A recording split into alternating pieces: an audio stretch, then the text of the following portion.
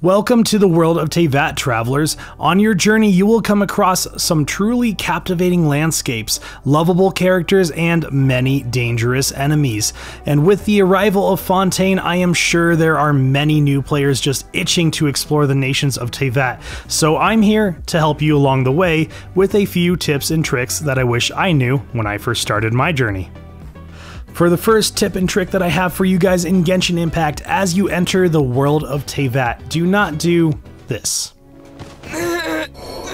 Yeah, that did not end very well for me, did it? Do not jump off of this cliff thinking that you are going to glide safely down to the bottom. You do not have a glider yet, so please don't make the same mistake that I did.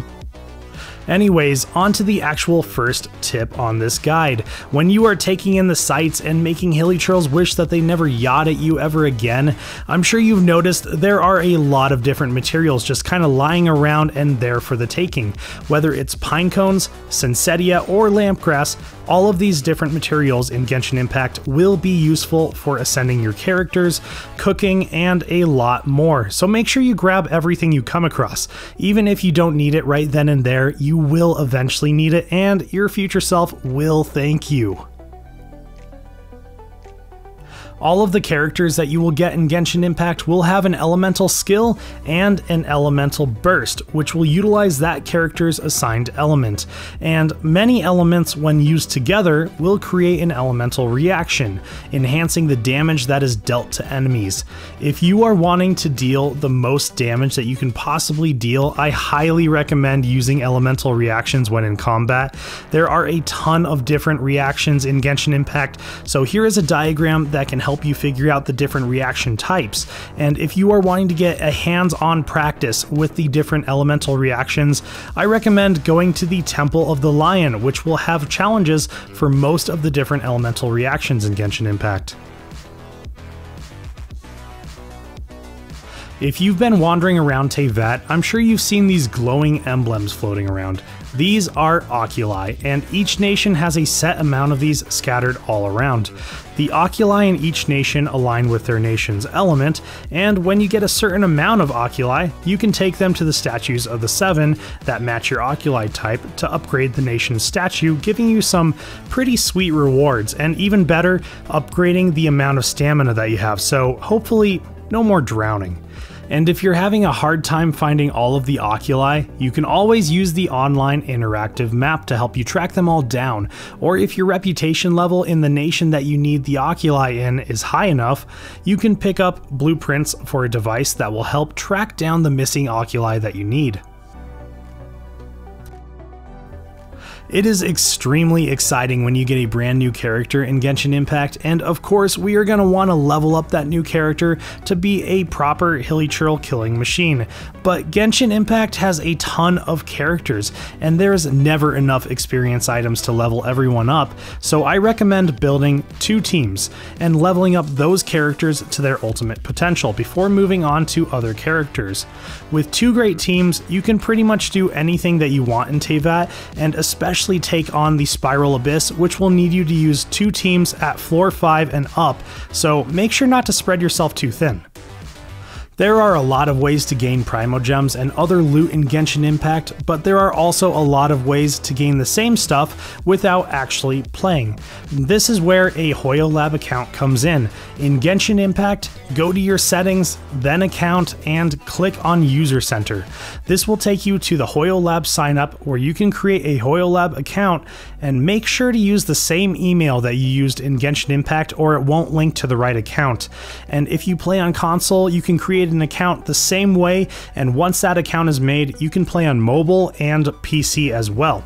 Having a Hoyle Lab account will open up a whole world of possibilities with the Hoyo Wiki to do ample research with, an interactive map to help you find material, events to gain primos, and a community that you can interact with. Your Hoyle Lab account will definitely be your best friend. The world of Teyvat is massive and loaded with so many different puzzles and loot, so make sure in between quests that you explore as much as possible. Of course, with such a huge open world, there are teleport waypoints that help you venture across Teyvat with no problem. I love the world of Teyvat. It has so many wonderful and mysterious places to explore, so definitely take the time to take it all in. If you're wondering what characters are best for you, then there are a few ways to go about it. The first way is to do the test runs in your events. These will give you the chance to test out the characters available in the limited time banners for that run, along with a few other characters in a team. These are great because they give you some ideas for teams that you could build with the limited time banner characters. The second way to find out if a character is right is to look at that character's talent section. This will tell you everything from what their different attacks do to passive talents, and even tell you what their attacks scale off of.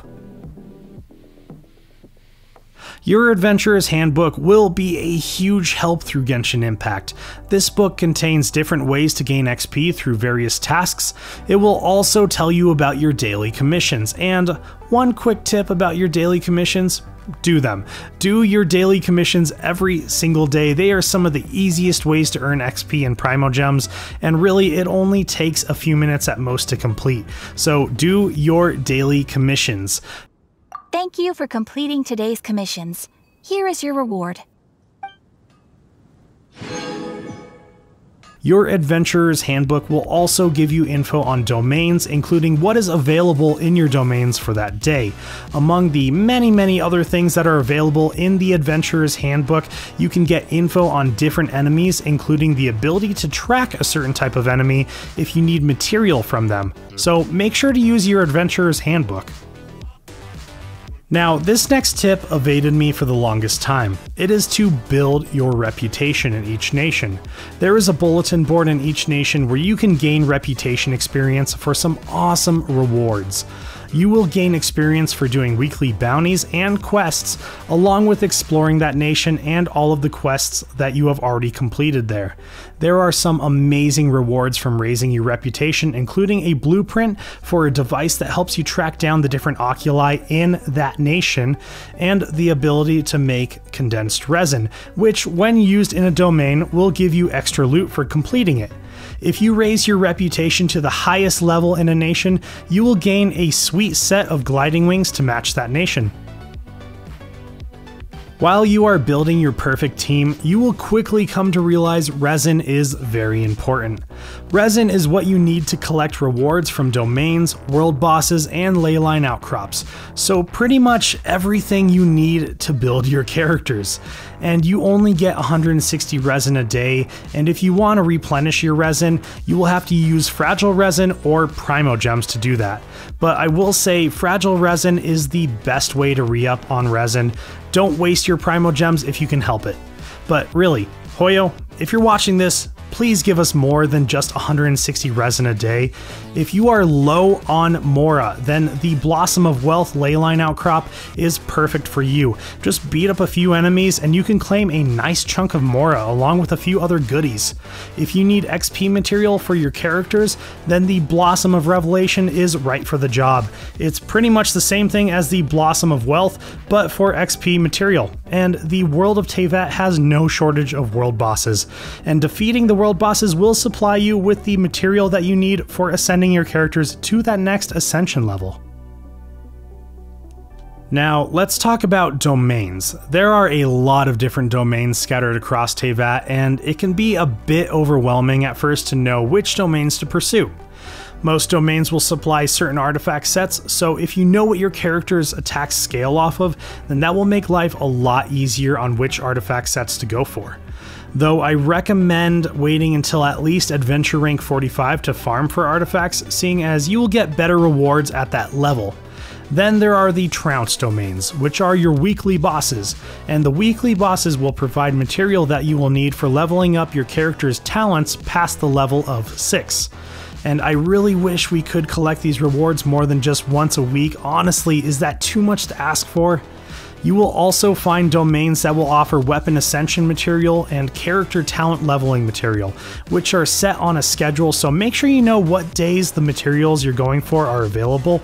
And Sundays are the best days for these materials because on Sundays everything is up for grabs. It is all open. All the domains have everything in them, so definitely keep that in mind.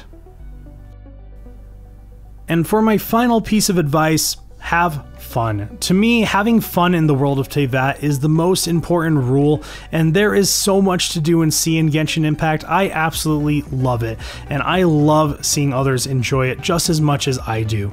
If you are enjoying any of my videos, please consider hitting that subscribe button. It helps me out a ton on this channel. And with that said, I am Voodoo Plague, and I will see you guys in the next video.